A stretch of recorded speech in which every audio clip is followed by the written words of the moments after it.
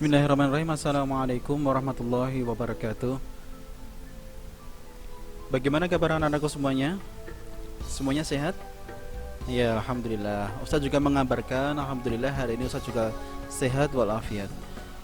Ya, sebelum dimulai, Ustaz mengajak pada kalian semuanya, marilah kita membaca basmalah bersama-sama. Wahid isnani salasa.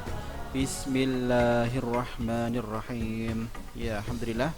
Semoga dengan bismillah tadi kita dimudahkan oleh Allah dalam belajar, kita dimudahkan oleh Allah dalam memahami pada bab kali ini ya. Ya, anak-anakku semuanya, kita masih masuk di bab fikih. Ya, ini adalah tentang sekarang pengurusan jenazah. Anak-anakku semuanya, perlu kalian ketahui ya, setiap manusia itu pasti akan mengalami kematian. Apa ya Ustadz? Apa dalilnya? Ada dalilnya. Allah Subhanahu wa taala telah berfirman, "Kullu nafsin dha'iqatul maut." Setiap yang berjiwa akan merasakan mati. Quran surat Al-Imran ayat 185. Ya, semuanya sudah dibuka PAI halaman 25. Sudah ya. Yang pertama, kewajiban mukmin terhadap jenazah. Setiap orang pasti akan mengalami kematian. Mengingatkan kematian harus sering dilakukan agar setiap diri manusia menyadari bahwa dirinya tidaklah hidup kekal selamanya di dunia, sehingga selalu mempersiapkan diri dengan beramal solih dan segera bertaubat dari kesalahan dan dosa yang telah diperbuat. Agama Islam mengajarkan kepada kita bahwa jika seorang muslim meninggal dunia, maka menjadi kewajiban lingkungan muslim di sekitarnya lah untuk menyelenggarakan pengurusan jenazahnya. Dalam sebuah hadis riwayat Abu Hurairah radhiyallahu anhu, ia berkata, Rasulullah sallallahu alaihi wasallam bersabda, ada 5 kewajiban bagi seorang muslim terhadap saudaranya yang muslim. Yang pertama, wajib menjawab salam, mendoakan orang yang bersin, memenuhi undangan, menjenguk orang sakit, dan mengiring jenazahnya.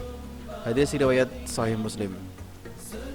Adapun hukum mengurus jenazah, pengurusan jenazah seorang muslim meliputi memandikan, mengkafani, mensolatkan, dan mengkuburkan.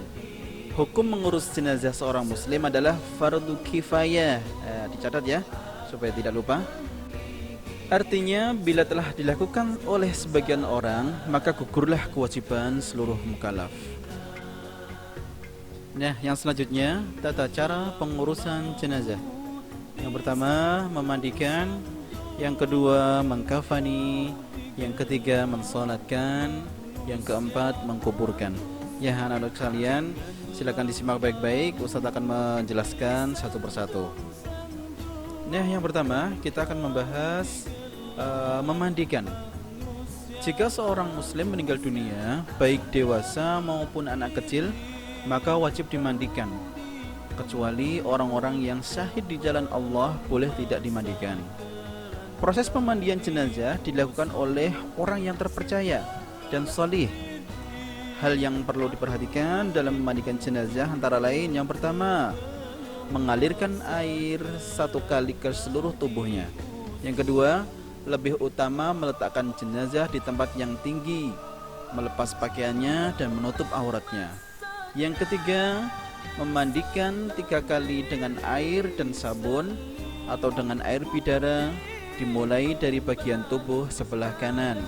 Yang keempat, sebaiknya orang yang memandikan adalah orang yang jujur, salih, dan dapat dipercaya. Yang kelima, setelah dimandikan, jenazah diwudukan. Yang keenam, terakhir, kemudian mengeringkan jenazah agar kain kafannya tidak basah. Tata cara yang kedua, mengkafani. Setelah selesai dimandikan, jenazah wajib dikafani dengan sesuatu yang menutup jasadnya. Disunahkan menggunakan kain kafan yang putih dan bersih. Kain kafan untuk jenazah laki-laki terdiri dari 3 lapis, sedangkan untuk wanita terdiri dari 5 lapis.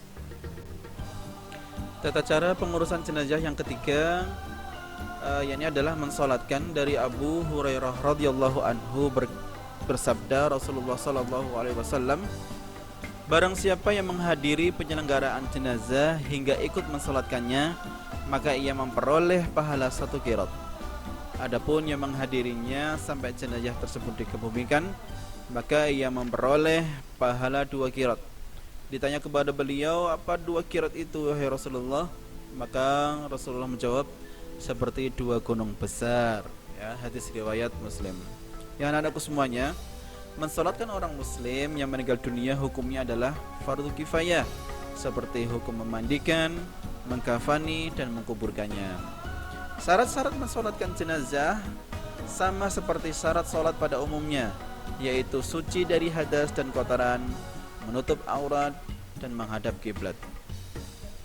Adapun tata cara mensolatkan jenazah sebagai berikut.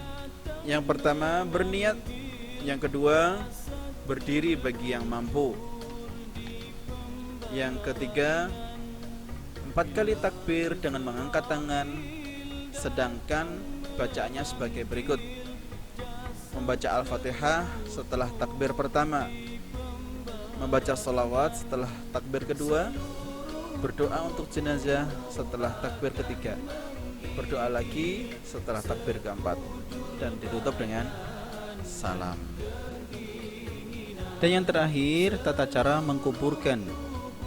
Tujuan mengkuburkan jenazah adalah untuk menutupinya dalam sebuah lubang agar tidak menyebarkan bau, dan untuk menjaganya dari binatang buas dan burung-burung. Cara mengkuburkan jenazah menurut sunnah adalah dengan membaringkan di dalam kubur pada sisinya yang kanan dan mukanya ke arah kiblat. Orang yang meletakkan jenazah dianjurkan membaca Bismillah wa ala millati sunnati Rasulillah, yang artinya apa?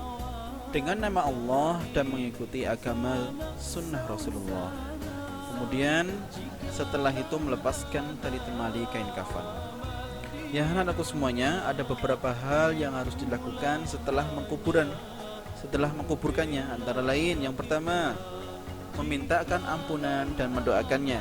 Yang kedua, meratakan kuburan. Yang ketiga, tidak boleh mengapur kuburan atau membangunnya. Yang keempat, tidak boleh membangun masjid di atas kuburan. Yang kelima, tidak boleh menggali ulang kuburan dan memindahkan jenazah kecuali dalam kondisi darurat. Yang terakhir, yang keenam, disunahkan takziah atau menghibur keluarga yang berduka. Nah, anak-anak sekalian, mungkin itu saja yang bisa Ustaz jelaskan. Apabila nanti masih ada yang belum jelas, boleh ditanyakan ke Ustaz Amin, atau nanti bisa dibaca buku PAI-nya dari halaman 24 sampai 28. Cukup sekian dari Ustaz Amin. Apabila ada salahnya mohon dimaafkan, dan apabila ada benarnya itu datangnya dari Allah Subhanahu wa taala. Wabillahi taufiq wal hidayah. Wassalamualaikum warahmatullahi wabarakatuh.